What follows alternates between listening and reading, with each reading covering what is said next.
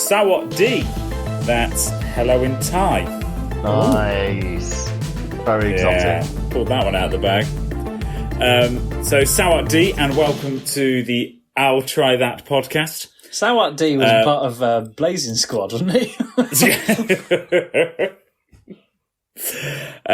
Welcome to the I'll Try That podcast. This week I'm joined by Mr. Matthew Barber. Hello. And Mr. Joseph Druitt. Hi, everyone. And this week we are going to Seville to try Cruzcampo, which is kind of only just come on to maybe the British scene, a bit more popular, popping up in supermarkets and all over the shop. But we'll get into that a little bit later. But I'm handing over to Matthew Barber for the hot topic. Hello, everyone. We're possibly, this is old news, not old news, but we're not at the sort of breaking story recently. I feel for the craft beer fans and, I don't know, recent people who've been interested in beer over the last decade. Blimey, how far back are we going, in fact? Sorry, big news, basically.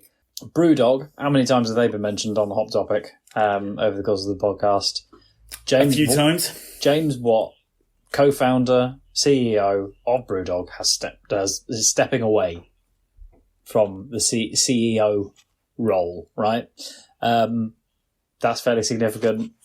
Yes. Because they really were groundbreaking types and have just been at the forefront of everything. And I think it's quite apposite that I think he said, there's been highs and lows. There's been, I think I'll give you his full quote here. During my time at the helm of BrewDog, there have been highs and lows, ups and downs, crazy successes, and incredibly hard challenges. Probably just about sums them up in a nutshell, right? Probably lots of highs, but as time has gone on a little bit more, there's been a few things where they've been in the news a couple of times and we've been going, okay. He's been at the forefront of a fair bit of controversy, though, hasn't he? Yeah, absolutely. I mean, he's certainly not as popular as he might have been originally. I think there was even a quote that he had fostered a toxic culture within the company as well. I think I had that. A culture of fear, I think. That was it. A culture of fear headed by him. It was like, oh. There was a good 50-odd people going like, oh, mate, it's brutal and horrible here. Like, I'm surprised he hasn't stepped down sooner. He's had a lot of things thrown at him, and he's just kind of just kept going. And you almost wonder if BrewDog would have been in a different place if he'd have stepped down sooner. It's interesting, Rich, because I was musing about this a lot. Obviously, the company wouldn't be who it is today because him and his co-founder set this thing up, and their kind of like bullishness to kind of take on the beer industry got them to become the original punks, the kind of the punks of the beer industry. They got the Diageos of the world, like manipulating award ceremonies so they didn't win. They really ruffled some huge feathers early on. And then they got into this kind of like period of becoming mainstream, at one point being valued at $1 billion, even though it's like a privately listed company still. Talks of it being floated on the stock exchange. They were, they're grown all around the world. Most countries that you can go to in the, with a kind of a thriving middle class will have some sort of BrewDog outfit there. You can get them in Japan now, for example. They literally are world span in where they are.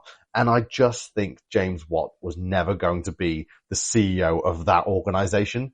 He was very happy to be the CEO, and I think we could all say, just be the scrappy, go fight everyone kind of like CEO, but when it was the polished, multinational, next level, like $1 billion company, is James Watt your talisman that you can you can hang your hat on to shareholders when really that's who you're trying to like appease, and you're trying to talk about year on year growth and, have we, grown into all this place? No, that doesn't seem like he's like a sturdy hands at the wheel, for that kind of business. No. I suppose you need somebody who is a bit more clean cut, a bit more shiny, maybe isn't going to piss as many people off. Possibly a little bit not clinical. That's the word I would lean towards. Yeah, I'm sure he would probably say sterile. Do you know what his new job is? His newly created position, captain and co-founder. So he's been the captain and co-founder since the beginning. He refers to himself as the captain on emails and stuff. Okay. I was looking at because I will explain why I was looking at this a minute ago as well. That's how it was reported on. I'm looking on the BBC website here, saying his newly created position of captain and co-founder. So actually, that's the detail I'd missed. It's interesting. There's like 3 or 4 tiny little paragraphs mentioning how James Arrow, the chief operating officer, is taken over. Mm-hmm. And then there's a little bit about the origins in 2007, and then it goes, because it's the BBC, like 3 related articles, right, from 24th of January 2022, 10th of January, presumably this year, and then 9th of January 2023. The 3 related articles. BrewDog chief accused of inappropriate behaviour. Number 2, BrewDog abandons real living wage for employees. Number 3, BrewDog boss pays out 500,000 in gold can row. So when he says highs and lows, more recently, more of the lows, I think. I might have alluded to at the start. Yeah. I just don't think I've heard a positive thing about BrewDog in a while, sort of thing, because they had the whole where they're trying to be eco-friendly. They opened up the cool beer hotels and all of that sort of stuff. And then there's just not been anything positive about them that I've seen. Yeah, and in truth, actually, now I do remember being quite fond of. I went to one of the BrewDog bars. I think I used occasionally to not frequent, but went a couple of times to the one in Birmingham. I remember thinking it was while it was all still quite shiny and new. This is probably like 2014 kind of time. And I remember thinking, this is pretty cool. I went into a very new one. I say very new, a relatively new one, fairly local to me recently. And I don't know, maybe it's because I've tasted the beer numerous times over several years. I went in there and I go, I've had this before. It's very expensive. and actually, in that case, the particular bar, not really the nicest place to be either, really.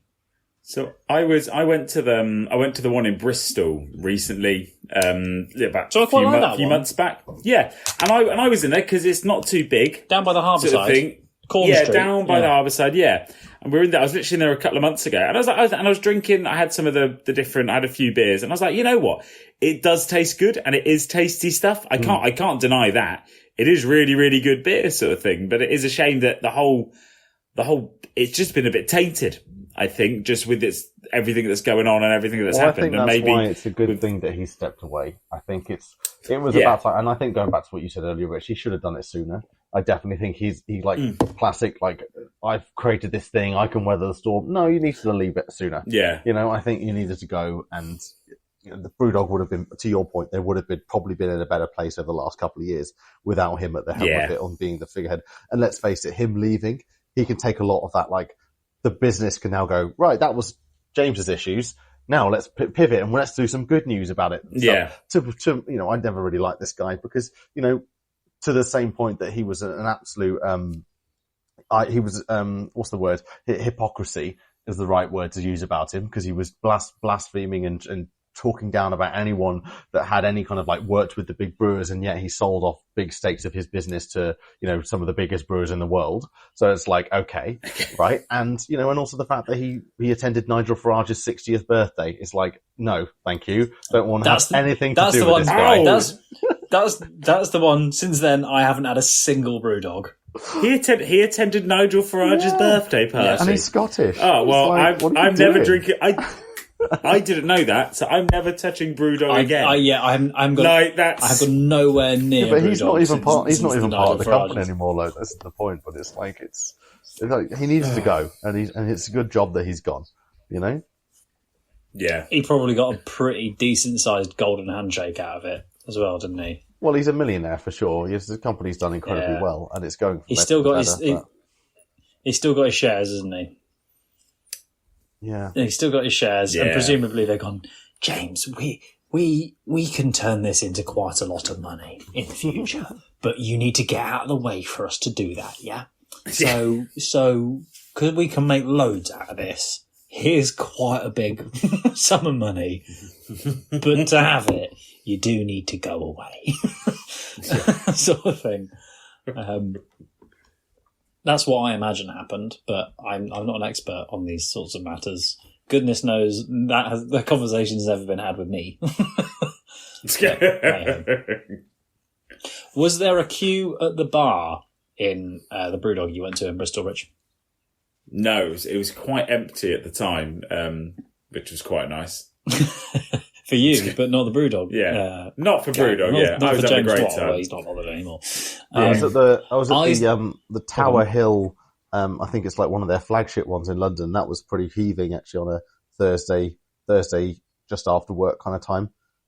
You know. So were there queues there when you were there?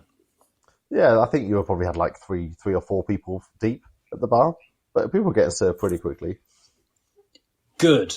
3 or 4 deep at the bar.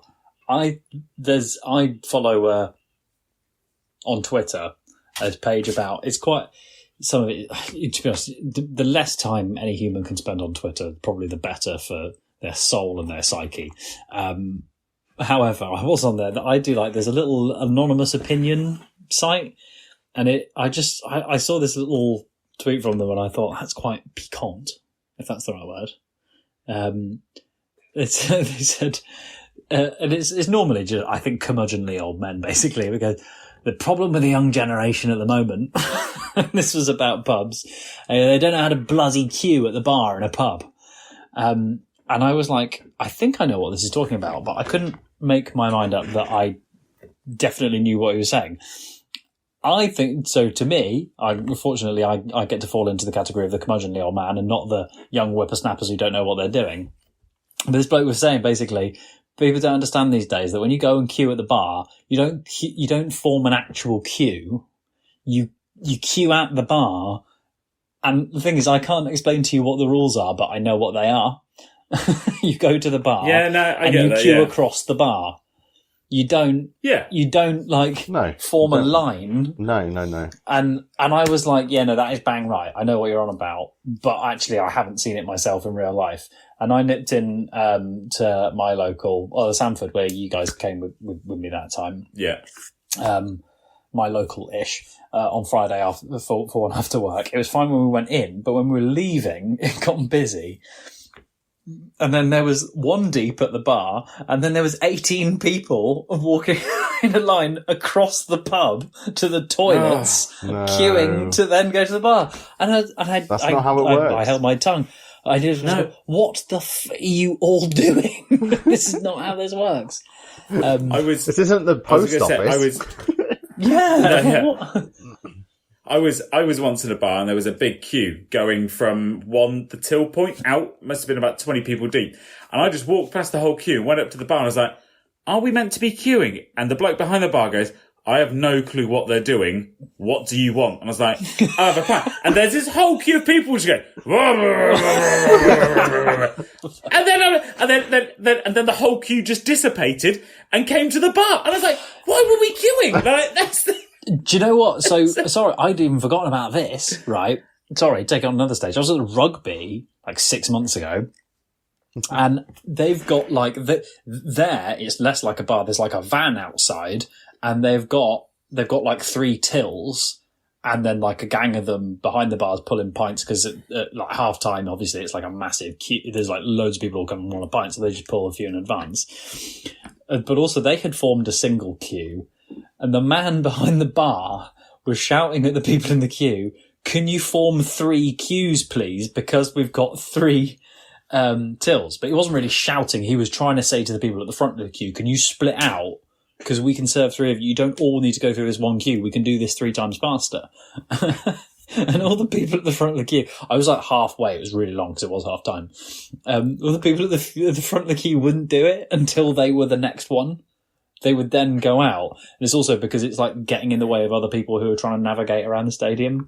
And I turn around to the people behind me. I go, hi guys. He's trying to ask us all to join a few queues. I'm going in that one. Can you all spread out? And they wouldn't do it. They wouldn't trust you. Them, you haven't earned the right to dictate the queues. I'm just telling you what the man behind the bar said.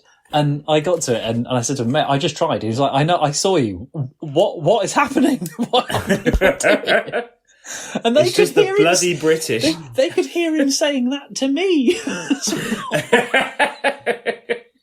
And it's like they were in Jurassic Park and they don't move. Don't move. Talking of like weird kind of like ordering experiences, I was recently in a Wetherspoons here in Tunbridge Wells, and I don't know if you've been into one recently. They've gone all in on the Wetherspoons app. They probably started around COVID time, but they've gone full into the Wetherspoons app. It's quite remarkable, I got to say. And yeah, so it works really well, nice and shiny. And I've so I've sat down, and I'm not like close to the bar, but I can see the bar. And so I'm like, well, should I use the app or should I just go to the bar and put my order in? And I was like, no, the maitre d' or whatever, the lady who kind of sat me down, basically said, use the app. The maitre d'. The maitre d'. Did it at Wetherspoons? Garçon. Yeah.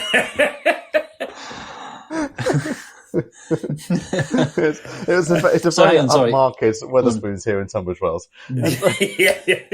Bonjour, monsieur. Many fine Have you tried the chicken wings? Will you use the app? And so I was like, and based on Je voudrais un chicky vimto, s'il vous plaît. And de Jägerbomb. And sorry, go on. Continue. Because she mentioned the app, I was just thinking about the app, and I was like, well, this goes against all of my, what I know to do when you go to a bar is you go and order at the bar, and then you go and sit down, and then they bring it to you. So I ordered it at the app, and I was just like sat there waiting. I was like, I'm being told by the app, and I got an email verification to say that it's coming, and don't worry about it. This is your number, and whatever.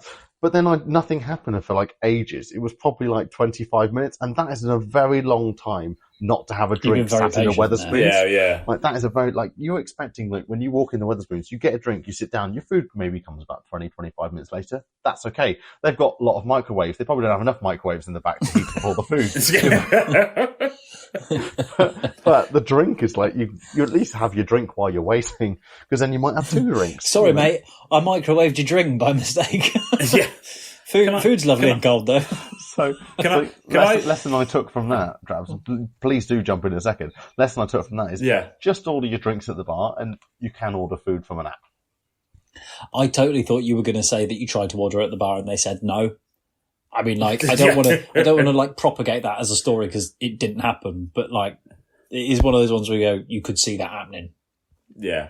Can I just have one more gripe about Wetherspoons and this sort of... So I go to a pub quiz most Mondays at Wetherspoons, and it's really, it's fun.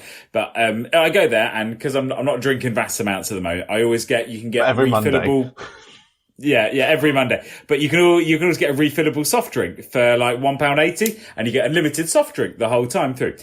So I ordered it on the app, and I was like, and normally you get like, if you order like a Pepsi, it comes and all this sort of stuff, and they pour it from one another. They just put an empty glass in front of me and pointed at a machine at the other side of the bar. Nice. And we're like, yeah, there we go then, mate. You've just got to fill it up yourself. I was like, well, God, at least the first one I feel you could probably give me. And then after that, I'll go and fill up on my own. Just give me the first one. Yeah, here's your drink. Do not expect me to just, here we go. Empty, But, Travis, to be fair, in that situation, you do need to be raising that with the maitre d', I think. No, that's just clicking my finger.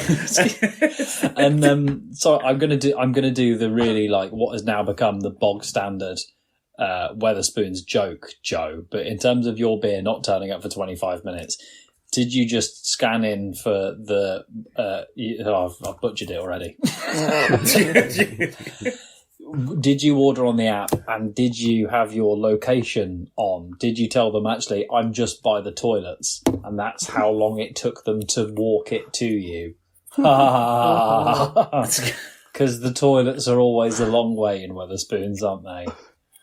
Great bands. Should we get on to Cruzcampo? We probably should, shouldn't we? Take home, BrewDog bag. BrewDog bag. Bad. Wetherspoons great at the not great at service. Cruzcampo. Sorry, before that, Rich, though, that whole Nigel Farage 60th birthday thing, I ate such a bloody BrewDog after that. Maybe later, I don't know. Sorry. Yeah, Cruzcampo. Don't know anything about it. It's a Heineken beer, isn't it? Is it owned by Heineken now? So, I was on thegrocer.com. Oh. That's a lie. I still am. And this was an article on 17th of August 2023. Heineken has made Cruzcampo Lager available to supermarket shoppers for the first time. Spanish-inspired lager, introduced by Heineken in the UK in April, will now roll out, that was April 2023, now roll out to Tesco, Booker and One Stop. And actually, I reckon I first saw this probably about, well, it wouldn't have been 12 months ago, but at the back end of 2023, I remember seeing this Cruzcampo in One Stop, because that's my nearest shop, and I was like, oh, have a little look at that. Cruzcampo has got Sevilla written all over it. From my recent trip to Seville, I don't remember seeing Cruzcampo there. So I was interested to find out a little bit more about whether it is actually from Seville. In this particular article, I understand that Heineken has been brewing this beer in Manchester, in the UK. But the bit I'm not clear on is whether they had origins in Seville or what the deal was. So the very first location of the first brewery was producing this beer was constructed in Seville, in the east of the city near Cruzcampo Sanctuary, which features a cross. The pavilion's name was the inspiration for the company's name. The picture of Gambrinus, a character from German mythology who enjoys a beer, was used to accompany the company's name and to embellish the bottles. So that's what you'll see now in the logo. That is Gambrinus. Yeah. That is a German 1904, so it's probably, not from... 1904. But during the Spanish Civil War, again, there's a second brewery we've talked about in a row, which is the Spanish Civil War impacted them. They actually closed down because of not being able to get materials. And, so basically they did, they basically weren't able to function during the Spanish Civil War. So it kind of gets a bit grey about what actually happened with their beer. They did keep making beer after the Spanish Civil War. And they founded the Cruzcampo Group after the company acquired other brewing enterprises such as Henninger Española in 1969. So it does seem like they'd have been going since 1904, semi-continuously, given the Spanish Civil War shutdown. But then you're right, it then kind of goes quiet, and then they pop up in Manchester, like last year.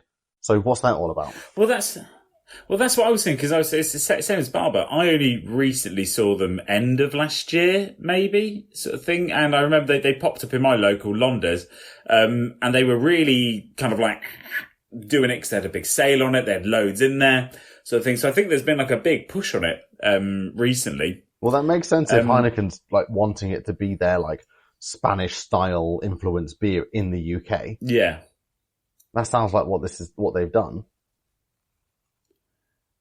And it feels like a similar sort of trajectory as Madry, which we spoke about not too long ago. It seems a similar sort of push that they're doing with Cruzcampo. And am I right in saying that Madry is Carlsberg's Spanish styled beer? Did we do an episode on it? Madry Exceptional is a unique collaboration between the brewers of La Sagra and Molson Coors. So it's Molson Coors who own Madry, basically. So it's this almost feels like Heineken's entry, sort of thing, because they kind of coming round at the same time. Yeah. Madry, I'm pretty sure was brewed in Burton-on-Trent, wasn't it? Mm. Yeah, and it's you're right, guys. It's on the back of this Mediterranean, Spanish, Italian premium lager vibe that's really hitting home in the UK right now. Yeah, premium lager. Well, as we know, lager's not gone anywhere. It's coming back. Lager's right back. What should we do to make this standard lager stand out? Let's put the word premium at the front of it. Yeah. Is it premium? Yeah. doesn't matter.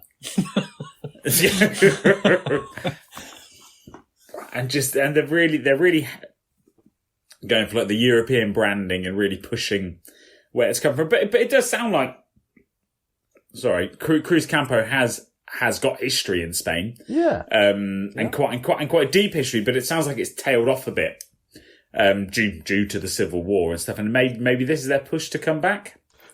No, I think what's happened is that this has been a brewery that's been around and quite regionally specific for a long time. Since 1904, bit of a dip in Spanish Civil War talked about, and then they clearly were big enough and popular enough and had enough money to buy out another brewery group to become the Cruzcampo group in 1969. What I think has happened is sales have declined since 1969 through the 70s, the 80s, 90s to become where they're like kind of non-existent. No one really knows too much about them unless they're like a regional player in Seville. Heineken's bought them up at cheap, and then they've repackaged them up with a rebrand, really trade on their history because it's still true. They have been around since 1904, but it's now a Heineken-owned enterprise, and it's being brewed nowhere near Seville. But they're like saying they're trading on the name of it being a Seville-based brewery. So that's what's actually happening now. Like, to your point, Matt, you wouldn't find this now in Seville by the sound of things. Like, this does not exist there. So it's like, it's a Foster's. This is basically the Spanish Foster's in England. You know, like, this doesn't exist in Spain anymore, but it now is in England, and it's like trading on being Spanish and being from Seville, you know? Yeah. Can I point out it tastes a lot better than Foster's? Oh, tell us about the taste then. Okay. So yeah, you know what? I'm enjoying a Cruzcampo. I'm thinking it's pretty. It's tasty. It is once again one of those beers that I think what they're aiming for is that you're drinking it on a hot day. Mm-hmm. You're drinking it with a barbecue. You're drinking it in the heat. You're drinking it after a hard day's work, sort of thing. And it is light, refreshing taste. As Barbara put it in the previous episode, crisp, very crisp, but not crisp as crisper than crisp sort of thing. I'm just going for crisp. Not crisper than crisp. At that level. Not crisper than crisp, just crisp. Were you drinking the last one before, Rich? Or have you just been drinking? No. This. I'm just drinking Cruzcampo. So, I'm not as keen on this one. Oh, okay. Dun, dun, dun. And I know. And I need to do. I'm gonna actually I'm gonna have to be really, really boring about it and actually do a spreadsheet to find out which ones it is I do and don't like. I haven't tracked, and I don't know what. No, I'm really keen to understand. So because there are me and Charlie like beer, and there's the ones that I think I like, and there's the ones that I think she likes. So she would traditionally drink a lager. And I think she will really like Cruzcampo, and I won't like as much.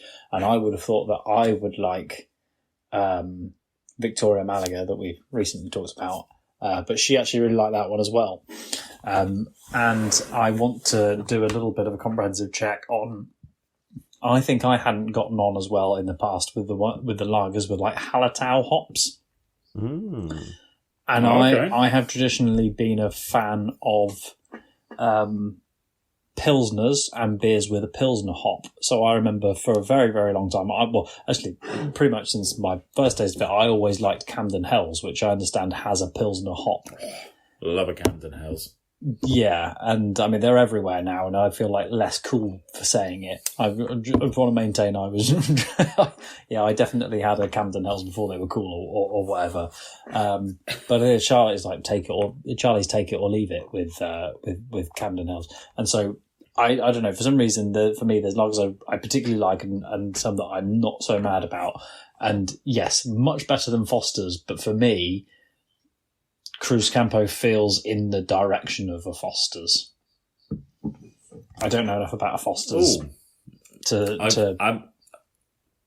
I'm trying to think the last time I had a Foster's. I was going to say that's a bit rich of me to say. When I was like, that is going back a little while, because also I think cards on the table. I think I was pretty diplomatic and pretty pleasant about Madry.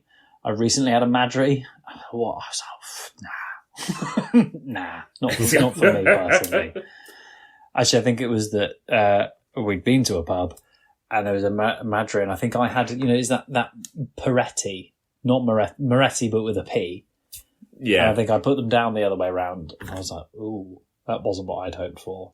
And then I looked at the glasses, and I was like, oh, I'm sorry, that's better. That's good. So there you go. But I don't know. It's a weird little predilection. I keep saying words I don't really know what they mean. I'm not as mad about this one personally. Can I give you a bit of an update? Since saying it's the Fosters of Spain and it doesn't exist in Spain and stuff, I kind of want to retract that statement a little bit because I have done a bit further digging. And although what we see in the UK as Cruzcampo is a fully owned Heineken experience and it has its own branding and marketing. Oh, sorry. It's actually very different in that it's gone into like, so I want to talk to you about La Fabrica. Have you guys heard of La Fabrica in Malaga? No. Yes. Also, yeah. No, I'm thinking of Our Fabrica, which was a restaurant in Pride Luge. That's completely the wrong place. It's not relevant. Not relevant, is it? Yeah. So La Fabrica is is in the real trendy part of Malaga, which is called Soho, right in the harbour side and stuff. Yeah, and it's basically a huge space that's divided up into lots of different areas and spaces. They've got 2 master brewers and 7 varieties of craft beer exclusive produce, blah, blah. However, it is owned by Cruzcampo. So it's actually, and if you go onto their website, La Fabrica Cerveza, you can go in and see all the different types of Cruzcampo beers that they make. And it's all with the German, it's all with the logo. What was the guy's name? The mystic? Gambrino? Something like that? Gambrinus? Exactly. I'm pretty sure that means prawn. So it's all traded. That's gambaroni in Italian, isn't it? Oh, wow. So it's all trading on the same logo. This looks similar branding. It doesn't look as polished as what we're now seeing if you go on to cruzcampo.com, which is now owned by Heineken. But it's got a wide variety of different beers as well. You know, all with this chap, this very happy chap on the front, from the Cruzcampo Relaya, which is some tapas at noon. If you want tapas, it's great for drinking it with tapas. There's the Coraji, which has got real intense flavour and body. The Malagueta, which is their APA, which is their bull ring, is our bull ring and our main beach. So we made our local beer named after them. Our Malagueta's APAs are light, aromatic, and flavoursome. So anyway, there's a whole host of different crafty styled beers trading under the Cruzcampo logo and name in the La Fabrica in Soho. So that could mean that they are actually present in Seville. Not in Seville, but in like Malaga, in that kind of area. Yeah. 2 things to add, if I may. I think the one in the UK is 4.4%. And actually normally it's 5%, the lager. So that's another reason why actually it might seem a little bit different if we're having it over here. And actually I meant to come back earlier to the grocer article I was looking at. And so they were talking to Heineken, and Heineken mentioned from a CAM media survey back in February last year, and they said 29% of UK consumers who reduced their spending on alcohol in the face of cost of living pressures. So the point of Cruzcampo is to offer, I'm pretty much reading verbatim here, all the advantage of Spanish premium beers at an accessible price point to consumers, it added. And here's the bit I wanted to highlight to you guys as a bit of a flag for also a little paragraph that I thought would be interesting for people who are interested in particular craft beers. This is from Heineken. We see an opportunity to launch Cruzcampo as an affordable trade-up option for lager drinkers who enjoy discovering new experiences, said Alexander Wilson, Heineken's off-trade category and commercial strategy director. If I'm speaking, the voice of the voiceless here. If I considered myself like not a lager drinker but a beer enthusiast, or like a craft beer fan, I would have thought the 2 ideas of being lager drinker and enjoying discovering new experiences mutually exclusive. Do you know what I mean? Well, is that really mean-spirited? That's where you're wrong, because lager is back, my friend. It's back. Just because you like lager doesn't mean that back. you have to be settling on one lager. There are many different lagers now. So, well, for a lot of people, lagers don't really vary that much, though, do they? Well, on this podcast, we have had many different lager. I wouldn't say that Asahi's extra dry crisp lager is anywhere close to, Foster's. That's a very different. Still lagers. Lager just happens to be the most popular beer style in the world. Can I do actually a little throwback? Actually, I had a beer with my old man recently, and he said, "I just fancied something different, and it was a warm day." So he went for an Imperial Stout. No, it was a warm day. He didn't go for an Imperial Stout. No, he did a beer that we have done, I would say, in the last 12 to 18 months. And when for different, I don't. To be honest, this is really hard to guess. That's a lot of beer. No, it wasn't Menabrea. This is a really tricky one. But also, I think when give we us a drank country. Belgium. Oh, the delirium. No. I think you're in the right neck of the woods. I think I know what you mean. I think he picked up. It was the one with the gnome. What was that one? It wasn't Le Chouf. Le Chouf. Okay. It was not Le Chouf. Well, that's pretty out there. That's pretty different. He got us I think different particularly from what he would drink. Cover your ears, Rich. He likes Timothy Taylor's Landlord too. He got a Duvel. Oh, Duvel. Yeah. Duvel. The strong Belgian blonde. The devil beer. It was a warm day. Yeah, devil beer. 8.4% or something like that. Just smashed it back. Maybe again I was taken back. And he wasn't able to walk afterwards. Well, this was like, because we had dinner. It was just like pre-dinner. And I fancied like something crisp and refreshing, but different. And, we only had one each. That was all that was needed. And I was like, yeah, love it. Spot on. So anyway, that's the end of that story. Shall I do the numbers for Cruzcampo? I suppose. So if you must. Cruzcampo UK has got 1,800 followers. And Cruzcampo UK on Twitter have 27 followers, and we are the 27th follower. So they had 26 before us. Yay! That's not many. No, it's not, Rich. You're right. That is correct. I think I personally have more than that. I'm going to show off. I think I may have more than 30. So when was their last post on Instagram? Their last post on Instagram was 1 day ago. So they are still posting. It's not like they've stopped posting on Instagram. Their first post was June 2023 when they did this they're still big thing. Still relatively new on the scene, right? Yeah, but 27. That's not many. Well, the last line of my article, which I'm clearly very fond of this evening, one little article that all of my Cruzcampo knowledge is based on. The launch of Cruzcampo, this is according to Heineken Mind, will be backed by an unmissable UK-wide multi-million-pound marketing campaign rolling out across TV and social media next year, Heineken said. Unmissable. I can't wait. I missed it. There are still 7 months of the year left. So, unfortunately, maybe it has been missed. No, it may have been missed, but equally... We'll have at least seen an advert for it. Or at least there'll have been a poster in a bus stop that just hasn't been taken down that someone would have seen. There's even if we've missed it.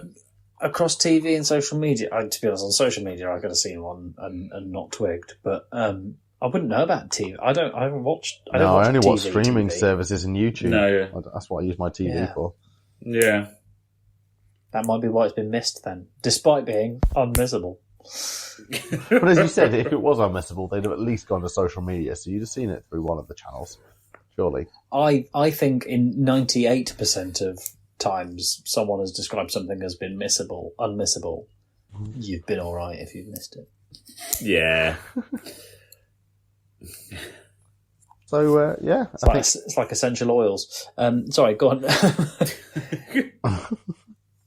You saying Cruzcampo is beers. the essential oils of the beer world? But your last expiring statement. Hands up. I don't really understand the full scope of all the implications of that, so I'm just going to keep my head down, to be honest, on that one. And that's all we have time for this week's episode of the I'll Try That podcast. And so from me, Joe, Rich, Barber, and Simo. Goodbye. Don't forget to follow us on Instagram, Twitter, I'll try that podcast.com. And watch us on YouTube. Goodbye now.